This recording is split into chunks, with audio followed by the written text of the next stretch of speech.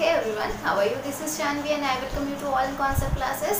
Today we are starting our lecture from a new topic, that is osculating circle. Osculating circle important है because देखिए आप एक तो इस osculating plane पढ़ के आए तो समझने में आई थिंक बहुत ज़्यादा प्रॉब्लम आपको नहीं होगी. बहुत ज़्यादा मैं इसलिए बोल रही हूँ क्योंकि थोड़ा सा टॉपिक में समझने के लिए है तो बहुत ज़्यादा प्रॉब्लम नहीं होगी, बट आपको कंसंट्रेशन की ज़रूरत पड़ेगी यहाँ थोड़ा सा ज़्यादा. ये टॉपिक इम्पॉर्टेंट भी बहुत है और समझ भी नहीं आता है जल्दी ना, तो इसलिए थोड़ा सा ध्यान से देखिएगा. सो स्टार्ट करें.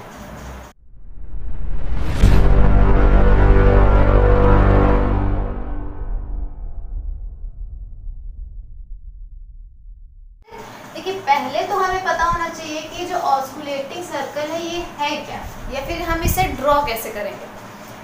देखिए आप यहाँ पर ये जितने भी सारी चीज़ें पढ़ रहे हैं ना, वो कहाँ पढ़ रहे हैं? स्पेस में पढ़ रहे हैं, स्पेस कर्व पे, है ना. तो इट मीन्स आपको जो भी कर्व चाहिए या जो भी चीज़ आप बनाएंगे वो स्पेस में बनाएंगे. तो पहले हम एक चीज़ मैं आपको बताती हूँ. आपने छोटी क्लास में पढ़ा होगा कि सर्कल कैसे बनाते हैं, है ना. सर्कल कैसे बनाते हैं तो बेसिकली मान लीजिए अगर आपके पास 3 पॉइंट्स हैं, ये देखिए ये आपके पास 3 पॉइंट्स हैं, तो क्या करते थे हम कि इससे ज्वाइन कीजिए एंड इस पे परपेंडिकुलर खींच दीजिए, फिर इससे ज्वाइन कीजिए एंड इस पे क्या कीजिए परपेंडिकुलर बना दीजिए. फिर जहाँ पर इन दोनों का इंटरसेक्शन होता था ना, फिर इसको ले यहाँ पर तो आपको अलग दिख रहा होगा, लेकिन ये सारी क्या होती हैं, इक्वल होती हैं इनकी लेंथ. तो आप इनमें से कोई भी यूज़ करके जब आप क्या करते हैं सर्कल ड्रॉ कर देते हैं, तो उससे क्या होता है कि ये जो तीनों पॉइंट है वो उस सर्कल में आते हैं, है ना. वो क्या होते हैं उस सर्कल में आते हैं. ये कॉन्सेप्ट यहाँ पर यूज़ बहुत होने वाला है. देखिए जब आप कर्व ड्रॉ करेंगे, मान लीजिए ऐसा कोई कर्व है आपका, ये कर्व प्लेन में दिख रहा है ना, लेकिन ये कर्व प्लेन में है ही नहीं. आपको जितनी भी चीज़ें मैं यहाँ समझाने वाली हूँ वो सारी आपको 3D में इमेजिन करके ही पढ़नी होगी, वरना समझ में नहीं आएगा. तो ये कर्व प्लेन में ना होकर ये कर्व कैसे ऐसे करके बाहर निकला हुआ है, समझ रहे, ऐसे करके बाहर को है, मतलब 3D है. फिर यहाँ पर ही क्या बोल रहे हैं कि हमने एक पॉइंट लिया, कोई मान लीजिए P ले लिया, ठीक, ये कोई पॉइंट ले लिया. अगर हमें सर्कल बनाना है, बेसिकली हमें ऑस्कुलेटिंग सर्कल ही चाहिए ना, तो हम क्या करें इसकी तरह एक कॉन्सिक्यूटिव पॉइंट्स ले ले इनके बगल में, ठीक. फिर क्या करें सिमिलरली इनकी लाइन ज्वाइन करेंगे, फिर यहाँ से परपेंडिकुलर ड्रॉ करेंगे, फिर जो पॉइंट मिलेगा उससे क्या करेंगे सर्कल बना देंगे. वो सर्कल क्या होगा, ऑस्कुलेटिंग सर्कल कब होगा. देखिए ये कर्व था इस तरीके से, ऐसे कर्व है ना, इस तरीके से कर्व है. यहाँ पर ये आपने पॉइंट लिया हुआ है P, कर्व में नीचे पॉइंट लिया हुआ है P, फिर इसके बगल में क्या लिए 2 पॉइंट्स लिए, फिर इन तीनों से जो आपने रेडियस जिस तरह निकाला उसके बाद एक क्या बनाया सर्कल बनाया. फिर धीरे धीरे क्या करेंगे इन पॉइंट्स को इसके पास लाते जाएंगे और सर्कल क्या होता जाएगा, छोटा होता जाएगा. फिर एक पॉइंट ऐसा आएगा जब इस P पे क्या होंगे, ये जो 2 पॉइंट्स है ये लगभग कोइंसाइड कर जाएंगे. समझ में आ रहा है, क्या कर जाएंगे अप्रॉक्स, मतलब बहुत ही करीब हो जाएंगे, बहुत ही पास हो जाएंगे कि उनको आप ये कह सकते हैं कि ये आपस में क्या हो गए, कोइंसाइड हो गए. तब वहाँ पर ही जो सर्कल मिलता है वो होता है ऑस्कुलेटिंग सर्कल.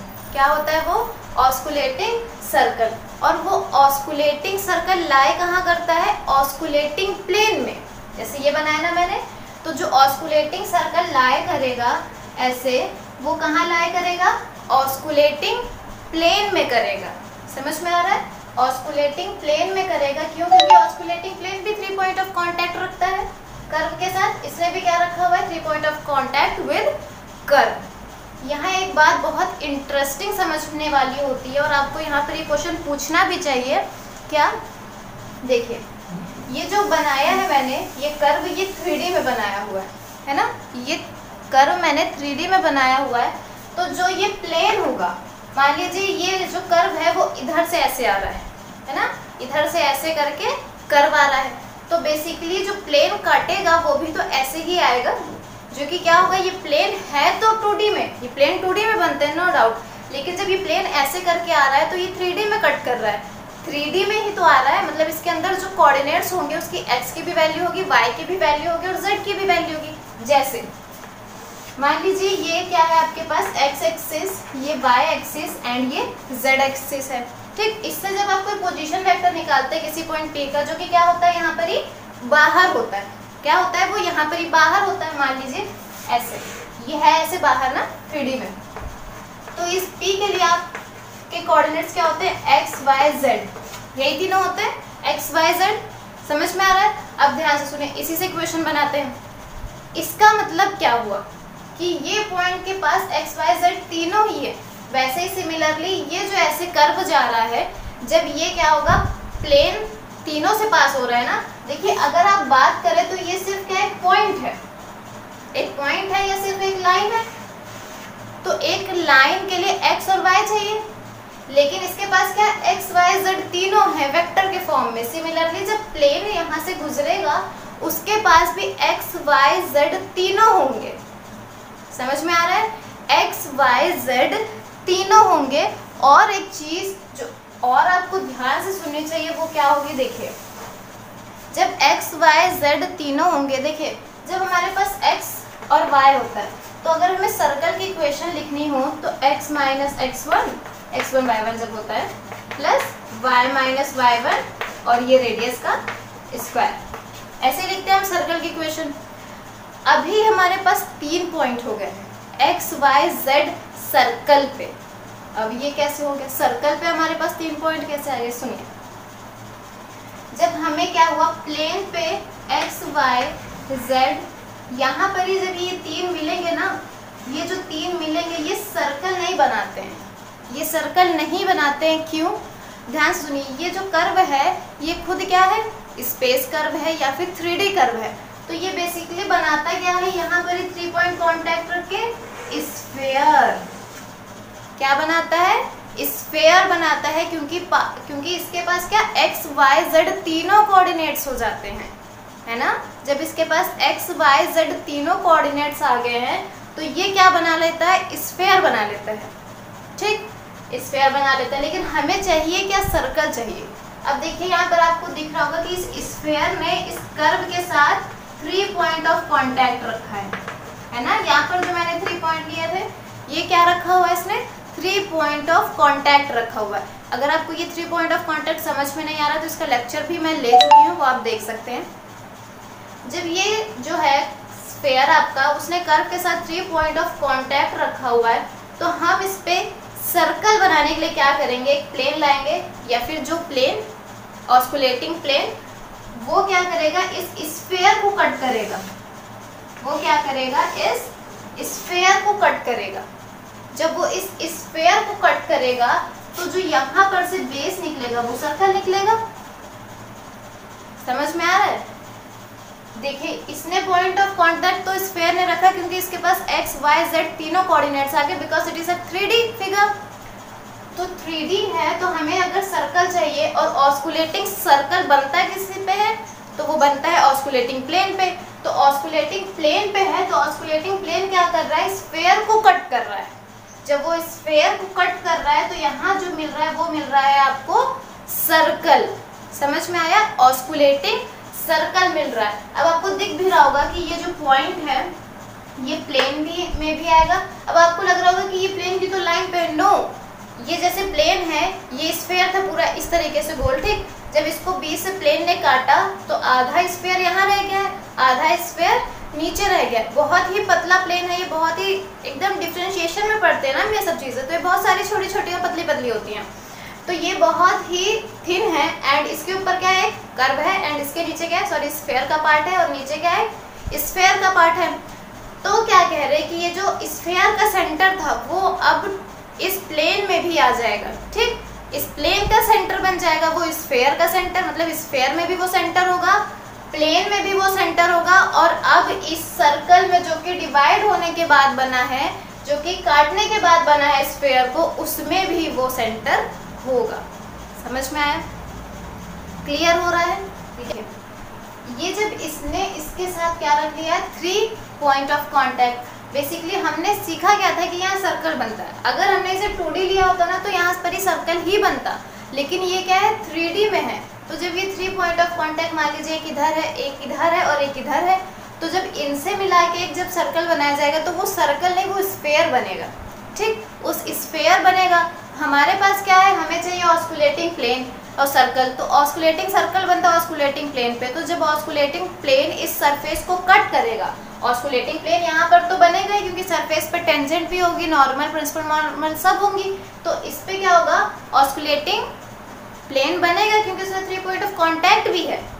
क्लियर हो रहा है, 3 पॉइंट ऑफ कांटेक्ट भी है। तो इस पे जब ऑस्कुलेटिंग प्लेन बनेगा वो कट करेगा स्फीयर को, तो जो सर्कल बनेगा वो होता है ऑस्कुलेटिंग सर्कल।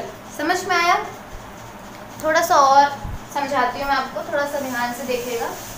अगर आप सिर्फ सर्कल ले रहे हैं, ठीक, सर्कल ले रहे हैं, मान लीजिए एक प्लेन है जो कि 3D से पास हो रहा है। अगर वो 3D से पास हो रहा है तो उसके पास क्या होंगी, एक्स वाई जेड तीनों कोऑर्डिनेट्स होंगी, है ना।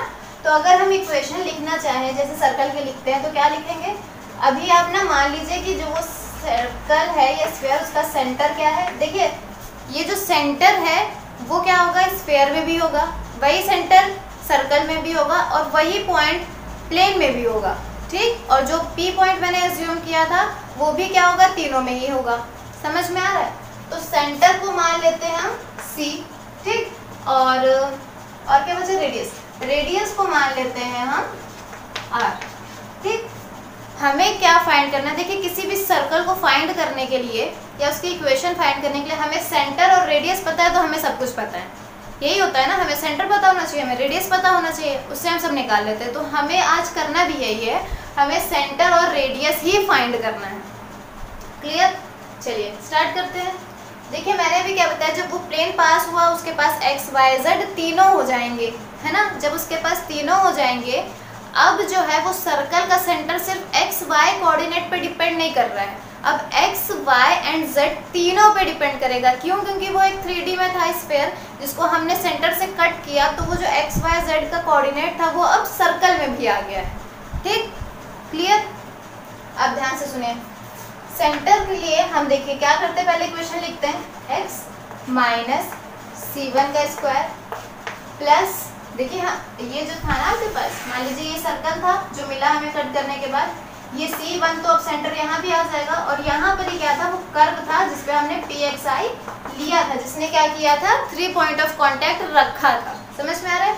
तो यहाँ से यहाँ तक की डिस्टेंस करेंगे तो ये क्या मिल जाएगी, रेडियस ही तो मिलती है ना। और ये वेक्टर के फॉर्म में होंगे क्योंकि इसके पास तीनों कोऑर्डिनेट्स हैं, इसलिए क्या करेंगे, हम तीनों कोऑर्डिनेट्स में इसे लिखेंगे। तो क्या मिल जाएगा हमें इसके आगे, यहाँ पर x माइनस C1, देन देखिए x1 कर लीजिए, x2 minus C2 square plus x3 minus C3 का whole square equals to R square.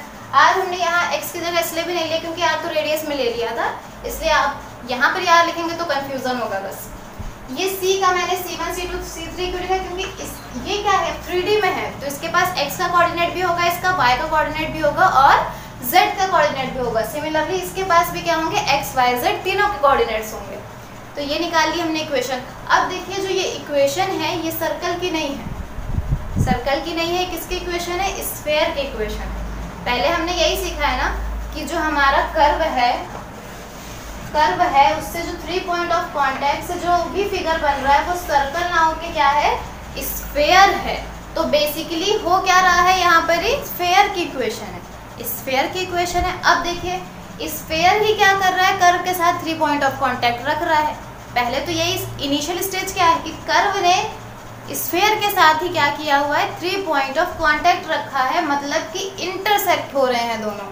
देखिए यहाँ पर ही पॉइंट ऑफ कांटेक्ट मींस क्या, आप जब किसी के साथ पॉइंट ऑफ कांटेक्ट रख रहे हैं मतलब यहाँ पर आप एक दूसरे को कट कर रहे हैं, इंटरसेक्ट कर रहे हैं या फिर मिल रहे हैं, कुछ भी कह सकते हैं। इट मीन्स कि इन दोनों का आपस में रिलेशन डेफिनेटली है।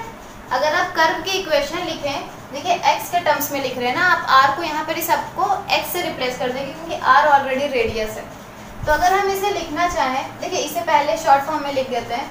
तो ये क्या हो गया, मान लीजिए x पूरा वेक्टर हो गया, ये x1 x2 x3 के लिए माइनस c सेंटर है, इसको हमने i लिख दिया। i क्यों लिखा, i1 2 3 वेक्टर के फॉर्म में। i नहीं लिख के आप यहाँ पर ही वेक्टर भी लगा देते हैं, कोई गलत नहीं, तब भी वही रहेगा और ये भी वही है। और देखिए स्क्वायर है, अब यहाँ स्क्वायर नहीं लगा सकते, क्यों, क्योंकि ये वेक्टर्स हैं, वेक्टर्स का स्क्वायर नहीं होता इस तरीके से, उनके बीच में क्या होता है, डॉट प्रोडक्ट होता है। ठीक, इतना समझ में आ गया। अब ध्यान से सुनिए, जब इन्होंने पॉइंट ऑफ कांटेक्ट कर्व के साथ रखा है तो कर्व की इक्वेशन क्या मान ले हम, कर्व की इक्वेशन अगर मान ले X I equals to X I जो कि डिपेंड कर रहा है एस पे, ठीक, एस पे डिपेंड कर रहा है। एक्स आई क्यों लिखा है, क्योंकि एक्स क्या है यहाँ पर आर का फॉर्म में रिप्रेजेंटेशन है ना, मतलब जैसे आर हम लिखते थे आर वेक्टर, उसके अंदर क्या होता था एक्स वाई जेड, वैसे हमने एक्स आई लिखा है, इसके अंदर क्या क्या x one x two x three, हाँ इसलिए। अब ध्यान से सुनिए, ये क्या हो गई आपकी कर्व की इक्वेशन हो गई। मैंने आपको पहले लेक्चर्स में भी बताया है जब दो चीज़ें आपस में इंटरसेक्ट होती हैं, या फिर ध्यान से देखिए इधर, अगर मैंने लिखा x plus y equals to 3 लिख दिया एंड यहाँ लिख दिया y इक्वल्स टू 9, ठीक, y इक्वल्स टू 9 लिख दिया। अब ध्यान से सुनिए होता क्या है, अब आप क्या करेंगे, ये इक्वेशन किसी और की है, ये इक्वेशन किसी और की है, ये इक्वेशन किसी और की है, एंड ये जैसे अगर स्क्वायर कर गई है तो ये क्या बन गई, सर्कल की इक्वेशन बन गई है। तो ये सर्कल की इक्वेशन है and this is your line की इक्वेशन है। तो सर्कल और लाइन की इक्वेशन ये दोनों क्या हो रहे हैं, अब अगर मैं y की वैल्यू उठा के यहाँ रख दे रही हूँ तो मुझे x की वैल्यू क्या मिल जाएगी, कुछ मिल जाएगी, लेकिन with the help of this line it means circle और लाइन कहीं ना कहीं इंटरसेक्ट हुए हैं, या कहीं ना कहीं इन्होंने पॉइंट ऑफ कॉन्टैक्ट लिया है, तभी तो इन दोनों की इक्वेशन आपस में रिलेट हो रही है। जब ये भी पॉइंट ऑफ कांटेक्ट रख रहे हैं, मतलब जब हमारे पास एक्स आई है तो हम क्या करें, इसको इसमें उठा के रख देंगे तो इन दोनों के बीच का रिलेशन पता चलने लगेगा कि इन दोनों के बीच में कुछ रिलेशन है, या ये एक दूसरे के पॉइंट ऑफ कांटेक्ट पे हैं। समझ में आया? हमने ये लाइन की इक्वेशन ली थी, ये सर्कल के लिए, और लाइन को जब सर्कल में पुट किया इट मीन्स ये लाइन सर्कल में जरूर होगी, कहीं ना कहीं से उसके पास हो रही होगी, है ना, शायद वो यहाँ से जा रही हो, अंदर से जा रही हो, कुछ भी हो सकता है, लेकिन इसका रिलेशन कुछ ना कुछ इसके साथ है, तभी तो इसके इक्वेशन ने इससे x को दिया। वैसे ही जब हम कर्व के साथ स्फीयर का पॉइंट ऑफ कांटेक्ट दिखा रहे हैं तो इसके इक्वेशन को जब इसमें रखेंगे तभी तो इन दोनों के जो अब इन दोनों के साथ मिलाने पे जो इक्वेशन मिलेगी वो इक्वेशन होगी पॉइंट ऑफ कांटेक्ट। ठीक, समझ में आया? देखिए तो क्या करेंगे, इसको क्या करेंगे, इससे रिप्लेस, तो क्या लिखेंगे, x I minus C i और x I minus C I equals to are square. समझ में आया? ये सारी equations in terms of s हैं, तो बिल्कुल भी कंफ्यूज नहीं होंगे। ठीक, क्लियर हो गया इतना? अब एक बात मेरी ध्यान से सुनिए, जब मैंने आपको पॉइंट ऑफ कांटेक्ट बताया था क्या होता है, तब उसमें मैंने बताया था कि अगर बोला गया है कि उसने 3 पॉइंट ऑफ कांटेक्ट रखा है, 3 पॉइंट ऑफ कांटेक्ट रखा है, इट मीन्स इसका थर्ड डेरिवेटिव 0 नहीं होगा, बाकी अगर एफ एस के टर्म्स में इक्वेशन है तो एफ एस भी 0 होगा, एफ डैश एस भी 0 होगा and F double dash S भी 0 होगा, और एफ ट्रिपल डैश 0 हो ही नहीं सकता अगर उसने 3 पॉइंट ऑफ कांटेक्ट रखा है। सिमिलरली अगर यहाँ 4 कर दें तो वो ये भी 0 होगा, ये भी 0 होगा, ये भी 0 होगा एंड थर्ड डेरिवेटिव भी 0 होगा। समझ में आया? इसने क्या रखा हुआ है, 3 point of contact. It means देखिए ये इक्वेशन क्या बन गई आपको, ये इक्वेशन क्या मिली, इन दोनों के पॉइंट ऑफ कांटेक्ट पे इक्वेशन मिली है। तो ये जो इक्वेशन है इसको इधर ले आए, देखिए इसको अगर लिख दें हम x I minus C i फिर x I minus C i minus r square, ये इक्वेशन बन गई है एफ एस। क्लियर? देखिए ये थी आपकी स्फीयर की एंड ये थी आपकी कर्व की, ये दोनों पॉइंट ऑफ कांटेक्ट रख रहे थे तो उससे हमने क्या बनाई, ये इक्वेशन बनाई जो कि क्या है, एफ एस है। और अगर उसने 3 पॉइंट ऑफ कांटेक्ट रखा है तो ये इक्वेशन मीन्स एफ एस क्या होगी, equals to 0। Clear? It means ये जो वो क्या होगी, x minus C i minus x I minus C i minus r square equals to 0। समझ में आया? पहली कंडीशन हो गई, ये क्या होंगे, इक्वल्स टू 0, ये इक्वल्स टू 0, ये इक्वल्स टू 0, सिर्फ क्या होगा, 3 पॉइंट ऑफ कांटेक्ट होगा। हाँ, अब हमारे पास फर्स्ट तो आ गया, अब हमें क्या करना है, इसका डेरिवेटिव फाइंड करना है ना। तो ये मतलब एफ एस मिल गया है एंड एफ डैश एस चाहिए। क्लियर? तो एफ डैश एस क्या होगा, यहाँ पर देखिए इसका जब डेरिवेटिव करेंगे इसका तो क्या मिलेगा, पहले ये डेरिवेट होगा, मतलब ये वाला टर्म तो मिलेगा हमें एक्स आई का डैश, ठीक, ये वाला ऐसे ही रहेगा तब x I minus C i. फिर क्या होगा, प्लस सेकंड वाला डेरिवेट होगा, सो प्लस यहाँ पर क्या मिलेगा, X I dash x I minus C I. ये आर स्क्वायर 0 हो जाएगा because it is a constant, so ये क्या मिल जाएगा आपको, ये भी इक्वल्स टू 0 ही मिलेगा। क्यों, देखिए कंडीशन ही यही है कि हमारे पास क्या होना चाहिए, 3 पॉइंट ऑफ कांटेक्ट के लिए सेकंड डेरिवेटिव तक वैल्यूज 0 होनी चाहिए। तो ये क्या मिल जाएगा आपको, बेसिकली 2x आई डैश ये x I minus C I equals to 0। Clear, यहाँ से 2 तो 0 हो नहीं सकता, तो बेसिकली हमें मिलेगा क्या, ये वाला टर्म इक्वल्स टू 0 मिलेगा। समझ में आ रहा है, ठीक। और अगर लिखना चाहें तो कैसे लिख देंगे कि x I dash x I minus C I equals to 0। Clear, इतना समझ में आ गया। इसे इक्वेशन मान लीजिए आप 1 एंड इसे इक्वेशन 2। समझ में आ रहा है क्यों कर रहे हैं ये सब। अब ध्यान से सुनिए, अब क्या करना होता है, अब हमें सेकंड डेरिवेटिव चाहिए। देखिए ये कर्व की इक्वेशन, ये सब अगर आपको नोट्स नहीं बनाने हैं तो कोई प्रॉब्लम नहीं है, वो सारे नोट्स मैं आपको अपने टेलीग्राम चैनल पे प्रोवाइड कर दूंगी। ठीक, समझ में आ गया, ये सब रब कर दूँ मैं। चलिए अब ध्यान से देखिए, अब हमें क्या करना है, सेकंड डेरिवेटिव फाइंड करना है, that is f double dash of s equals to, देखिए इसका ही फाइंड करेंगे, है ना, इसका फाइंड करेंगे तो क्या मिलेगा, इसको जब डेरिवेट करेंगे तो मिल जाएगा एक्स आई डबल डैश, और क्या हो जाएगा, ये भी रह जाएगा ऐसे ही X I minus C i. फिर यहाँ पर क्या मिलेगा, प्लस, अब ये वाला ऐसे ही टर्म रह जाएगा, सो एक्स आई डैश, फिर जब इसका डेरिवेशन होगा सो यहाँ से भी हमें डॉट प्रोडक्ट में डैश इक्वल्स टू 0 ही मिल जाएगा। क्लियर, इतना समझ में आ रहा है। अब देखिए एक चीज़ ध्यान से देखिएगा, जो ये x, जब मैं आपको r और t के केस में पढ़ाती थी तो ये t क्या होता है, t unit vector r dash के इक्वल होता है। अभी हमने r को x से एज्यूम कर रखा है वही चीज़, r को बस x से एज्यूम कर रखा है, तो ये जो t अभी i के लिए ले रखा है, तो जो ti है वो x i डैश के इक्वल होगा, है ना। जैसे वहाँ r का रिप्रेजेंटेशन था ना, सेम वही रिप्रेजेंटेशन यहाँ x का है, तो कोई डिफरेंस नहीं है। तो यहाँ से क्या मिल गया, एक्स आई डैश। अब अगर हम इसको एक बार और डेरिवेट कर दें तो एक्स आई डबल डैश क्या मिल जाएगा, टी आई डैश। ठीक, समझ में आ रहा है। अब देखिए क्या करेंगे, पहले आप यहाँ पर ही एक्स डबल डैश आई की वैल्यू पुट कर दीजिए, ठीक, ये वैल्यू, तो यहाँ से आपको क्या मिल जाएगा, ध्यान से देखिए, टी आई डैश, अंदर क्या होगा भाई, एक्स आई माइनस सी आई। अब देखिए यहाँ पर एक्स आई डैश, ये किसके इक्वल है, टी आई के, इसका डॉट हुआ है इसी के साथ, इट मीन्स टी आई का डॉट हमें करना है टी आई के साथ, है ना। अब देखिए जब कोई वेक्टर अपने साथ ही डॉट प्रोडक्ट में होता है तो उसकी वैल्यू क्या होती है, 1 होती है। मैं आपको बहुत बार बता चुकी हूँ कैसे, इसका यूनिट वेक्टर, ये यूनिट वेक्टर्स है, इसका मैग्नीट्यूड, इन दोनों का मैग्नीट्यूड कॉस थीटा, थीटा 0 होगा क्योंकि वो वेक्टर अपने साथ ही डॉट प्रोडक्ट में है, तो कोई वेक्टर अपने साथ ही क्या रखता है, एंगल 0 रखता है, तो थीटा क्या मिल जाएगा आपको, 0, तो थीटा 0 मिल जाएगा। ये यूनिट वेक्टर्स हैं, मींस 1 1, और ये cos 0 equals to 1, so basically हमें इसकी वैल्यू क्या मिल गई, 1। इट मीन्स यहाँ क्या लिखेंगे हम, +1 विच इज इक्वल्स टू 0। समझ में आ गया, क्लियर। अब देखिए एक चीज़ यहाँ पर, ये तो आ गया। अब यहाँ आप देख रहे होंगे कि जो ये टी आई डैश है, जैसे जब मैंने सेरेट फ्रेनेट फॉर्मूले में मैंने आपको सिखाया था, जो टी यूनिट वेक्टर डैश होता है वो कप्पा एन यूनिट वेक्टर के इक्वल होता है, यही सिखाया था कर्वेचर के केस में।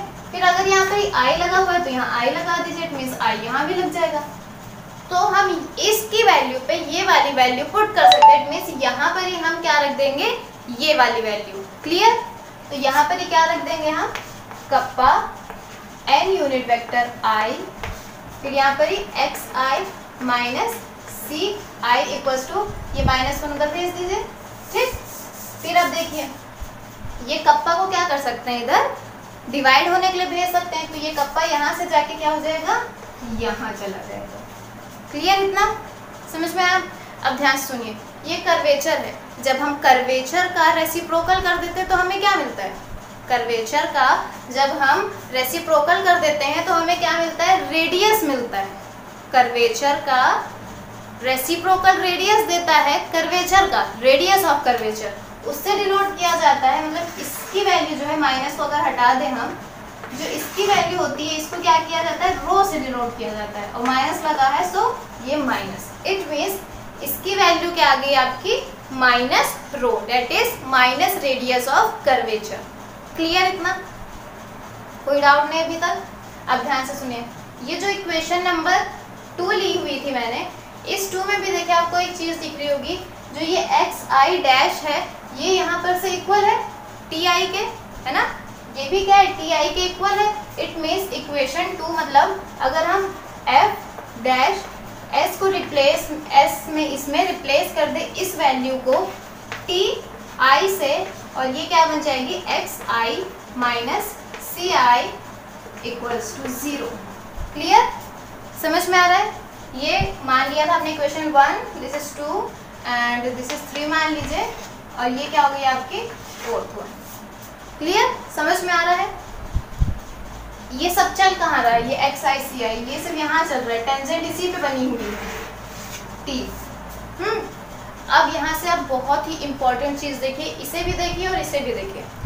ये जो टी आई है ये एन है, ये एन है, कप्पा एन था ना, ये एन है। ये तो ये जो टी आई है ये डॉट प्रोडक्ट में है इस वेक्टर के साथ, एक्स आई माइनस सी आई के साथ क्या है, ये डॉट प्रोडक्ट में है। और एक चीज़ यहाँ याद कर लीजिए आप, या फिर मैं आपको बताती हूँ, ये जो इक्वेशन है ये आपको इक्वेशन दिख रही है किसी चीज़ की, मतलब देखिए जब आपको मैंने नॉर्मल प्लेन पढ़ाया था, याद है नॉर्मल प्लेन पढ़ाया था जब, तब वहाँ जो मैंने आपको इक्वेशन सिखाई थी वो क्या थी, R minus R dot T unit vector is equals to 0। This is the equation of normal plane. ये इक्वेशन किसकी थी, नॉर्मल प्लेन की थी। समझ में आ रहा है कैसे? ये प्लेन होता था, है ना, उस पॉइंट पे किसी पॉइंट का पोजीशन वेक्टर, और इस प्लेन के परपेंडिकुलर जो वेक्टर होती थी इसे क्या कहते थे, ये इस प्लेन के परपेंडिकुलर जो वेक्टर होती थी वो टी होती थी, ये पोजीशन वेक्टर मान लीजिए ओपी है, ये आर होता था, और कोई जनरल पॉइंट हम आर कंसीडर करते थे इस पे। ऐसे क्या करते थे हमने नॉर्मल प्लेन की इक्वेशन लिखनी सीखी थी। वो जो नॉर्मल प्लेन की इक्वेशन को आप इससे थोड़ा सा मिला के देखिए, टी यहाँ पर भी है, टी यहाँ पर भी है, डॉट प्रोडक्ट में कोई डाउट नहीं। यहाँ पर ही क्या लिखा हुआ, एक्स आई माइनस सी आई, मतलब ये जो हमारा क्या था, ये हमारा क्या था, पॉइंट ऑफ कांटेक्ट यहाँ पर ही सी आई थी, यहाँ पर ही एक्स आई, एक्स आई माइनस सी आई लिखा हुआ है, ये जो उसका जहाँ से पोजीशन वेक्टर ले रहे हैं ये टी आई लिया हुआ है। इट मीन्स ये क्या है, नॉर्मल प्लेन की इक्वेशन है। मतलब जो ये नॉर्मल है या फिर ये जो भी प्लेन है वो प्लेन क्या है, टी के परपेंडिकुलर है, और टी के परपेंडिकुलर तो नॉर्मल प्लेन ही होता है। देखिए जब आप इस तरह की पढ़ते थे ना, तो ये क्या मान लीजिए टी, ये था एन, ये था बी, ठीक, तो ये जो टी है वो इस प्लेन पे ही तो परपेंडिकुलर है, ये जो टी है वो इस प्लेन पे ही परपेंडिकुलर है। और यहाँ से देखिए आप जो r माइनस ये x माइनस सी आई दे रहे हैं, ये किस प्लेन में होगा, इस प्लेन में होगा, नॉर्मल प्लेन में। समझ में आया? एक्स आई माइनस सी आई किस में होगा, इस प्लेन में होगा, नॉर्मल प्लेन में होगा, जो कि यहाँ पर ही बन रहा होगा नॉर्मल। ठीक, अब यहाँ से एक चीज़ आपको कंफ्यूजिंग लगना चाहिए क्या, कि जब हमने कट कराया, ऐसे जब हमने कट कराया था प्लेन को, तो मैंने क्या कहा था कि ये जो सेंटर है, ये सेंटर से अगर प्लेन कट कर रहा है ऐसे करके, तो ये पॉइंट क्या है, ऑस्कुलेटिंग प्लेन में है, ऑस्कुलेटिंग प्लेन में है, तभी तो वो ऑस्कुलेटिंग सर्कल में आया था। इट मीन्स ये क्या है, ऑस्कुलेटिंग सर्कल में भी है ये पॉइंट, सी पॉइंट। वैसे ही सिमिलरली ये जो पॉइंट है ये भी ऑस्कुलेटिंग सर्कल में है। It means definitely X I minus C I क्या है, एक्स माइनस सी आई ये इसकी डिस्टेंस है, तो ये भी क्या होगा, ऑस्कुलेटिंग सर्कल में होगा, ये ऑस्कुलेटिंग प्लेन में होगा। समझ में आ रहा है?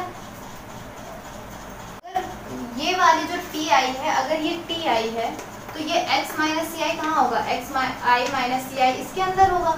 और मैं ये जानती हूँ, या मैं आपको बता चुकी हूँ ये, कि ये जो टेंजेंट लाइन होती है जिस प्लेन के परपेंडिकुलर होती है वो नॉर्मल प्लेन होता है ना, वो कैसा होता है, नॉर्मल प्लेन होता है। It means X I minus C I यहाँ होना चाहिए।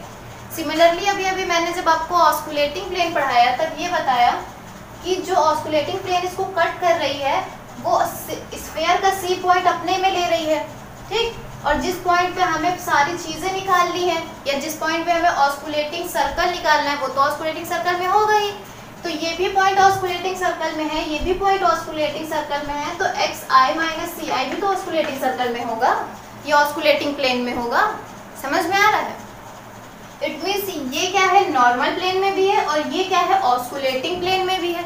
तो एक ही चीज दो प्लेन में कब हो सकती है, अब हमें ये सोचना है। समझ में आ रहा है? देखिए क्या हुआ था ना कि स्फीयर को आपने कट किया, उस कट करने से जो ये स्पेस में था, इट मीन्स उसके पास तीनों कोऑर्डिनेट्स थे। जब 3 कोऑर्डिनेट्स थे तो क्या हुआ, वो 3 कोऑर्डिनेट्स कट करने के बाद प्लेन में भी आया, फिर प्लेन से सर्कल में भी गया। क्लियर हो रहा है? डायरेक्ट सर्कल इसलिए नहीं बना क्योंकि वो 2D में नहीं था, वो 3D में था। तो 3D में तीनों कोऑर्डिनेट मिला के तो उसको स्फीयर ही मिलना था। फिर हमने ऑस्कुलेटिंग प्लेन बना लिया, क्यों? क्योंकि 3 पॉइंट ऑफ कांटेक्ट था उसके पास। ऑस्कुलेटिंग प्लेन बनाने के लिए हमें 3 पॉइंट ऑफ कांटेक्ट की जरूरत होती है। ऑस्कुलेटिंग प्लेन ने जब स्फीयर को कट किया तो जब वो कट करेंगे तो जो बेस मिलेगा वो होता है सर्कल, वो था सर्कल। तो वो क्या कर रहा था, अब वो सेंटर भी लेगा स्फीयर का, ऑस्कुलेटिंग प्लेन भी लेगा, ऑस्कुलेटिंग सर्कल भी लेगा। सिमिलरली हमें जब pxi पे ही ऑस्कुलेटिंग सर्कल निकालना है तो वो तो उसमें जरूर होगा। इट मीन्स कि जो xi माइनस ci है वो ऑस्कुलेटिंग प्लेन में भी है और xi माइनस ci है वो नॉर्मल प्लेन में भी है। क्यों? क्योंकि जो t है वो किसके नॉर्मल में होता है या किसके परपेंडिकुलर में होता है, तो नॉर्मल प्लेन के परपेंडिकुलर में होता है। तो ये प्लेन में भी है, नॉर्मल प्लेन में भी है और ऑस्कुलेटिंग प्लेन में भी है। क्लियर? आई थिंक क्लियर हो रहा होगा। अब चलिए आगे देखिए। अब ऐसे कैसे हो सकता है कि ये दो प्लेन में है ना? तो अब इधर देखिए ध्यान से। ये मान लीजिए आपकी थी एन प्रिंसिपल नॉर्मल, ये आपकी थी टेंजेंट और ये क्या थी आपकी बाय नॉर्मल। वो कह रहे हैं कि xi माइनस ci कहाँ है, इस प्लेन में भी है। यही कह रहे हैं वो, इस प्लेन में xi माइनस ci। और क्या कहना चाह रहे हैं वो, और देखिए ध्यान से। वो कह रहे हैं कि ये जो ऑस्कुलेटिंग प्लेन कहाँ बनता है, ऑस्कुलेटिंग प्लेन एन और टी में बनता है। तो ऑस्कुलेटिंग प्लेन में भी xi माइनस ci है, मतलब वो यहाँ भी है वो यहाँ भी है। तो दोनों प्लेन में आपको क्या कॉमन दिख रहा है, तो इन दोनों प्लेन में जो कॉमन है वो है ये, दिख रही है आपको? ये क्या है, दोनों में कॉमन है। इट मीन्स जो xi माइनस ci है वो ये लाइन है। समझ में आया? xi माइनस ci क्या है, वो ये लाइन है, तभी तो वो ऑस्कुलेटिंग प्लेन में भी है और नॉर्मल प्लेन में भी है। क्लियर? और देखिए जब आपने यहाँ पर क्या बनाया हुआ था, देखिए ये क्या था, मान लीजिए प्लेन में था, है ना, ऑस्कुलेटिंग प्लेन में। जब इसको बीच से कट किया, ये ऊपर वाला पार्ट है, इसके नीचे भी ऐसे ही पार्ट होगा, है ना। जैसे देखिए थोड़ा सा 3D में कोशिश करती हूँ मैं। जब आपने इसको काटा, ये ऊपर का पार्ट बचा, ये नीचे का पार्ट बचा और यहाँ से क्या होगा, इस तरीके से प्लेन पास हो रहा होगा। समझ में आ रहा है? इनके बीच से प्लेन पास हो रहा होगा। और यहाँ पर ही देखिए ये बहुत पतला है ना, तो ये कर्व ऐसे ही होगा। ये कर्व यहाँ पर ही बना हुआ था, ये दिख रहा होगा कि आपको यहाँ पर ही है कि यहाँ पर ही है, ऐसा कुछ नहीं है, ये बहुत ही क्लोज है एकदम, ठीक। तो यहीं पर ही पॉइंट ऑफ कांटेक्ट भी रखा हुआ है इन्होंने। ये सर्कल जो मिला है ये ऑस्कुलेटिंग प्लेन है। ये जो दिखा रही हूँ मैं, ये ऊपर वाला पार्ट दिखा रही हूँ आपको, ठीक। तो यहीं पर ही क्या है, अंदर यहाँ पर ही है ci एंड यहाँ पर ही है आपका वही pxi, ठीक। तो ये क्या है, ये लाइन है xi माइनस ci। अब ध्यान से देखिए, यहाँ से मैंने बताया कि xi माइनस ci क्या है, नॉर्मल के अलोंग है, नॉर्मल के अलोंग है। मैं ये नहीं कह रही कि ये नॉर्मल ही है, शायद यहाँ पर ही बनी हो थोड़ी सी इधर, वो उनसे मतलब नहीं है, वो नॉर्मल के अलोंग होगी, ठीक। फिर सुनिए, ये xi माइनस ci जब इधर है, इसमें इधर है, इट मीन्स यही आपकी प्रिंसिपल नॉर्मल है ना। प्रिंसिपल नॉर्मल के अलोंग ही आपको सेंटर मिलने वाला है। समझ में आ रहा है? प्रिंसिपल नॉर्मल के अलोंग, देखिए यहाँ से मैं प्रिंसिपल नॉर्मल के अलोंग ही तो ये वेक्टर निकाला है। ये वेक्टर ये नहीं कह रही हूँ मैं कि प्रिंसिपल नॉर्मल के इक्वल ही है, इसके अलोंग ये वेक्टर मिलेगा। इट मीन्स जो हमें सेंटर मिलेगा वो भी हमें प्रिंसिपल अलोंग के ही अलोंग ही मिलेगा। समझ में आया? और टेंजेंट तो हम यही ड्रॉ करेंगे, तो जब हम टेंजेंट यहाँ ड्रॉ कर रहे हैं तो नॉर्मल तो यही होना है। समझ में आ रहा है ये सारी चीजें? बहुत इंपॉर्टेंट है, ध्यान से एकदम पढ़िए, सुनिए ध्यान से तो समझ में भी आएगा। ये क्या हो गई, कॉमन हो गई, क्यों? क्योंकि टेंजेंट तो इसके नॉर्मल प्लेन के परपेंडिकुलर होता है। हमने मान रखा है कि ये जो है ये ऑस्कुलेटिंग प्लेन में है, तो जहाँ ऑस्कुलेटिंग प्लेन और नॉर्मल प्लेन इंटरसेक्ट करेंगे वहीं पर ही जो लाइन मिलेगी वही होगी x माइनस सी आई।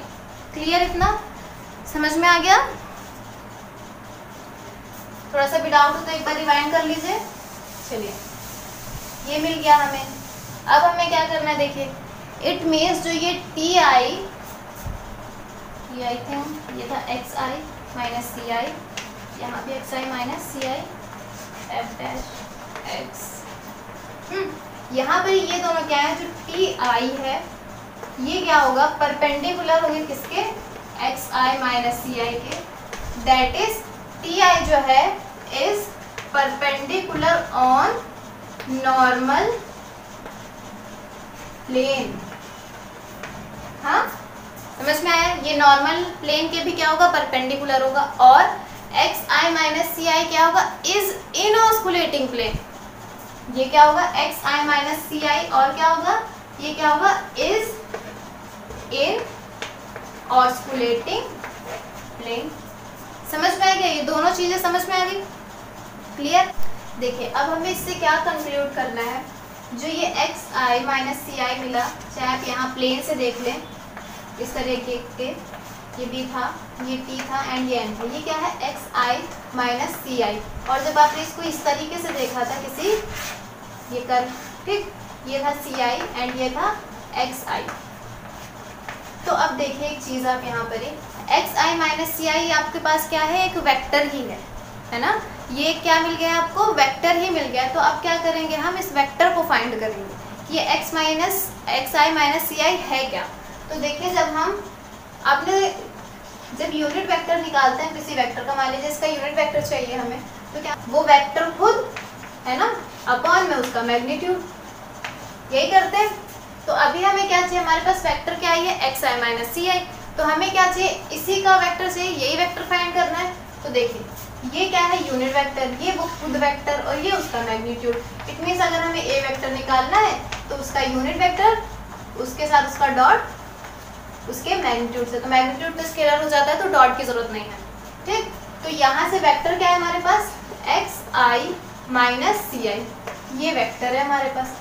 यूनिट वेक्टर क्या है, देखिए ये जो एक्स आई माइनस सी आई है ये किसके अलॉन्ग है, ये प्रिंसिपल नॉर्मल के अलॉन्ग है। Principal normal is a unit vector, तो इसके अलॉन्ग जो यूनिट वेक्टर हमें मिलेगी वो क्या मिलेगी, एन वेक्टर।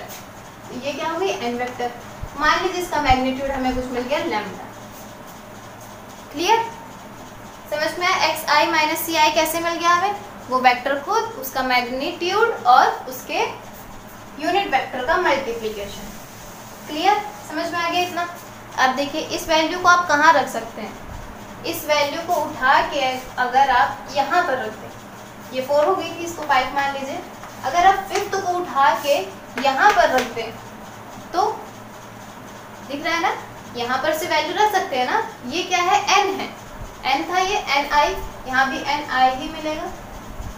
तो यहाँ पर ये अगर हम रख दें तो हमें क्या मिल जाएगा, देखिए एन आई यूनिट वेक्टर था ये, एक्स आई माइनस सी आई की जगह क्या लिख दिया, N I lambda equals to minus rho. Clear, कोई डाउट नहीं इसमें, समझ में आ रहा है? अब देखिए जब कोई वेक्टर अपने साथ ही डॉट प्रोडक्ट में होता है, वेक्टर जब दो वेक्टर्स जब एक अपने साथ ही डॉट प्रोडक्ट में होता है तो एंगल 0, इट मींस इसकी वैल्यू क्या होगी 1। यहाँ से क्या मिल गया, जो लैम्डा है वो माइनस रो है, इट मींस जो मैग्नीट्यूड है वो रो है, मतलब रेडियस ऑफ कर्वेचर ही उसका मैग्नीट्यूड है। समझ में आ गया इतना पॉइंट? अब एक चीज और देखिए ध्यान से, अगर हम वापस से यही वैल्यू उठा के यहाँ रखते हैं, अभी हमने क्या किया था, 5th को उठा के यहाँ पर ही एफ डबल डैश एस में रखा था, तो उससे हमें क्या मिल गया था, लैम्डा जो कि मैग्नीट्यूड है वो हमें माइनस रो मिल गया। अगर हम चाहें तो इसको उठा के वापस से अगर यहाँ रखें तो हमें क्या मिल जाएगा, देखिए x I minus C i, और यहाँ पर ही लैम्डा की जगह हम क्या रख दें, माइनस का रो, है ना। फिर हम यहाँ से अगर सी आई निकाले, सी आई क्या था, सेंटर, सी आई निकालेंगे तो क्या होगा, X I plus rho N I unit vector. समझ में आया? इट मीन्स, अब देखिए ध्यान से, क्या जो सेंटर है ये था ना, ये था आपका, और ये था आपका जिससे पॉइंट ऑफ कॉन्टैक्ट रखा था, यहाँ पर ही था पी एक्स आई, यहाँ पर था सी आई। तो जो सी आई है, सी आई ही तो निकाल रहे हैं, जो सी आई है वो क्या है, C I equals to X I plus rho, rho क्या हो गई, इसके अलॉन्ग ही तो हो गई। क्यों? क्योंकि ये एन वेक्टर इसके अलॉन्ग है, ये एन वेक्टर पे ही तो मिल रहा था, हमें बताया था ना मैंने, ये एन वेक्टर पे मिल रहा है, तो ये रो होगा और रो रेडियस के इक्वल होगा। रो रेडियस के इक्वल क्यों होगा वो भी अभी मैं बता दूंगी, बहुत छोटा सा है, लेकिन रो जो होगा वो रेडियस के इक्वल होगा। मतलब अगर हमें सेंटर चाहिए तो हमें ये पॉइंट तो दिया ही होगा, ये पॉइंट दिया होगा, फिर यूनिट वेक्टर हम निकाल लेंगे। और रो रेडियस ऑफ कर्वेचर किससे निकलता है, D theta by D S, D T by D S. याद है जब मैं आपको डेरिवेशन सिखा रही थी पूरा टेंजेंट पे कर्वेचर का, बहुत ही डिटेल में था वो लेक्चर, उससे क्या निकाल लेंगे हम, रेडियस ऑफ कर्वेचर निकालेंगे। कर्वेचर आ गया तो देखिए अब यहाँ पर ये इक्वल कैसे हो जाता है, ए इसके इक्वल कैसे हो जाता है। ये जो इक्वेशन थी देखिए, ये भी एफ एक्स की इक्वेशन थी, मतलब वो इक्वेशन जो कि इंटरसेक्शन पे मिली थी, मतलब यहाँ पर ही जो मिला था हमें, है ना। तो अगर देखिए यहाँ पर ही पास, यहाँ पर ही एक्स आई माइनस सी आई से क्या आ गया, माइनस करो n1 यूनिट वेक्टर आ गया। अगर हम इस वैल्यू को उठाएं, इस वैल्यू को, किसको, इस वैल्यू को, इस वैल्यू को उठाएं, ये मैं रब कर दे रही हूँ, ठीक, ये एफ एस की वैल्यू थी, इस वैल्यू को हम उठाएं और यहीं पर रख दें, तो एक्स आई माइनस सी आई है, ये एक्स आई माइनस सी आई की जगह क्या लिखा हुआ है, n1 माइनस का है रो यूनिट वेक्टर, इसका डॉट होना है माइनस, और ये क्या लिखा हुआ, माइनस का आर स्क्वायर, यही लिखा हुआ है ना। इक्वल्स टू में क्या था, ये पूरी इक्वेशन इक्वल्स टू के जीरो थी, इक्वल्स टू क्या था, जीरो। इट मीन्स देखिए ये माइनस माइनस हो गया प्लस, तो रो का रो से मल्टीप्लिकेशन हो गया स्क्वायर। जब कोई वेक्टर अपने साथ ही क्या होता है, ये सब आई है ना, जब अपने साथ ही डॉट प्रोडक्ट में होता है तो वो क्या देता है, 1। तो यहाँ से n unit vector dot n unit vector equals to 1, तो यहाँ से हमें क्या मिल जाएगा, rho square equals to are square. It means rho is equals to R, and what is R, R is radius. So ये क्या हो गया, रो हो गया equals to which is R. समझ में आया? तो रो इक्वल्स टू आर हो गया, इट मीन्स हमें क्या चाहिए, रेडियस ऑफ कर्वेचर चाहिए, वही हमारा रेडियस ऑफ सर्कल हो जाएगा। क्लियर? रेडियस ऑफ कर्वेचर ही क्या होगा, रेडियस ऑफ सर्कल होगा। सेंटर क्या होगा, ये पॉइंट तो दिया ही होगा, रेडियस आप इससे निकाल चुके हैं, एन यूनिट वेक्टर जो कि इसके परपेंडिकुलर। क्लियर? सब तो दिया रहता है। समझ में आया? एक बार रिवाइंड कर दूं जल्दी जल्दी से। देखिए क्या किया हमने, पहले एक ऐसे करके कर्व लिया हुआ था, है ना, उस कर्व के पे क्या लिया हमने, 3 पॉइंट लिए। कैसे, एक पॉइंट पी लिया, उसके कॉन्जिक्यूटिव 2 पॉइंट्स लिए, फिर उनको क्या किया, हम पास करते गए, जहाँ पर ऐसा लगा कि ये तीनों आपस में कोइंसाइड कर गए, वहाँ पर ही हमने एक फिगर ड्रॉ किया। लेकिन ये कर्व क्या था, 3D में था, तो इट मीन्स जो वहाँ पर ही हमें मिला वो क्या मिला, एक स्फेयर मिला, एक स्फेयर मिला। अब 3 पॉइंट ऑफ कॉन्टैक्ट था तो उस पर ऑस्कुलेटिंग प्लेन बनाया जा सकता था, वो ऑस्कुलेटिंग पॉइंट पे उनके साथ 3 पॉइंट ऑफ कांटेक्ट रखेगा। इट मीन्स वो जो प्लेन आएगा वो कुछ यू करके उसे कट कर जाएगा। ऐसे कट कर रहा है मतलब कि वो तीनों कोऑर्डिनेट या तीनों प्लेन को कवर करके उसे कट कर रहा है ना। तो अब जब स्फीयर के सेंटर पे उसके पास 3 पॉइंट थे एक्स वाई जेड, तो उसने सेंटर से कट किया तो वो पॉइंट क्या हुआ, अब उस प्लेन में भी आ गया। तो जब उस प्लेन में भी आ गया तो एक्स वाई जेड अब उस प्लेन में भी है, तो एक्स वाई जेड के पास क्या, प्लेन के पास क्या हो गया, एक्स वाई जेड। और जब उसने कट किया तो उसने क्या बना लिया, सर्कुलर बेस बना लिया। तो वो जो एक्स वाई जेड पॉइंट था वो क्या हो गया, सर्कल में भी पहुंच गया। ठीक, समझ में आ गया इतना। फिर हमने क्या किया, उसे क्या कहा, ऑस्कुलेटिंग सर्कल। समझ में आया। इसमें क्या क्या बताया मैंने कि स्फीयर ने भी पॉइंट ऑफ कांटेक्ट रखा कर्व के साथ, प्लेन ने भी रखा और सर्कल ने भी रखा। और पॉइंट ऑफ कांटेक्ट रखने का मतलब क्या होता है, अगर 3 पॉइंट ऑफ कांटेक्ट बोला है तो थर्ड डेरिवेटिव को छोड़ के बाकी इक्वेशन, फर्स्ट डेरिवेटिव और सेकंड डेरिवेटिव तीनों इक्वल्स टू 0 होंगे। समझ में आया था। उससे हमने क्या किया, इक्वेशंस निकाली। अब देखिए यहाँ से ये एक इक्वेशन आई थी और एक इक्वेशन क्या आई थी, ये इक्वेशन आई थी, है ना। फिर ये देखिए, ये जो है वो नॉर्मल प्लेन के परपेंडिकुलर होती है, टेंजेंट नॉर्मल प्लेन के परपेंडिकुलर है। लेकिन x I minus C I क्या था, ये ऑस्कुलेटिंग प्लेन में भी था। तो एक ही वेक्टर दो प्लेन में है, इट मीन्स उन दोनों का जहाँ इंटरसेक्शन होगा, देखिए ये प्लेन है, ये प्लेन है, ये दोनों जब इंटरसेक्ट करेंगे तो जो बीच की लाइन बनेगी, ये लाइन ही है x माइनस सी आई, देखिए x माइनस सी आई लाइन है। तो इससे जो लाइन मिली या जो वेक्टर मिला वो क्या मिला, वो हमें मिला इन दोनों के इंटरसेक्शन से। तो x I minus C I क्या हुआ, दोनों में हुआ, ठीक। जब ये यहाँ पर ही हुआ तो ये नॉर्मल प्लेन, क्लियर। फिर हमने क्या किया, ये देखिए नॉर्मल प्लेन के भी परपेंडिकुलर है और ऑस्कुलेटिंग प्लेन में भी है। फिर सिंपली जो हमें वेक्टर मिला उस वेक्टर को हमने फाइंड किया, कैसे, यूनिट वेक्टर और मैग्नीट्यूड से, ठीक। फिर इस फिफ्थ वाले को उठा के हमने कहाँ रख दिया, अपनी ये वाली सेकंड डेरिवेटिव की इक्वेशन में, जिससे हमें क्या मिल गया कि जो लैम्डा है या फिर जो मैग्नीट्यूड है वो किसके इक्वल है, माइनस रो के।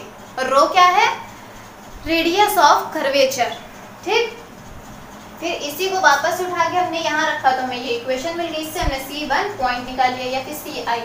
फिर जब ये आ गया तो क्या किया हमने, इससे इसको उठा के अपनी फर्स्ट इक्वेशन जो कि ओरिजिनल इक्वेशन थी स्फीयर की उसमें रख दिया, है ना, स्फीयर की इक्वेशन ही है ना ये, इसमें रख दिया। जब इसमें रख दिया तो इससे हमें क्या मिल गया, रो इक्वल्स टू आर, क्लियर, समझ में आया। इससे क्या मिल गया, हमें आर भी मिल गया, सेंटर भी मिल गया। तो ये था हमारा ऑस्कुलेटिंग सर्कल। आई थिंक आपको समझ में आ गया होगा, इंपॉर्टेंट था, पूछा भी जाएगा, तो आप इसे ध्यान से पढ़िए। हम नेक्स्ट लेक्चर में नेक्स्ट वीडियो के साथ मिलेंगे, नेक्स्ट टॉपिक के साथ मिलेंगे। तब तक के लिए thank you and bye bye.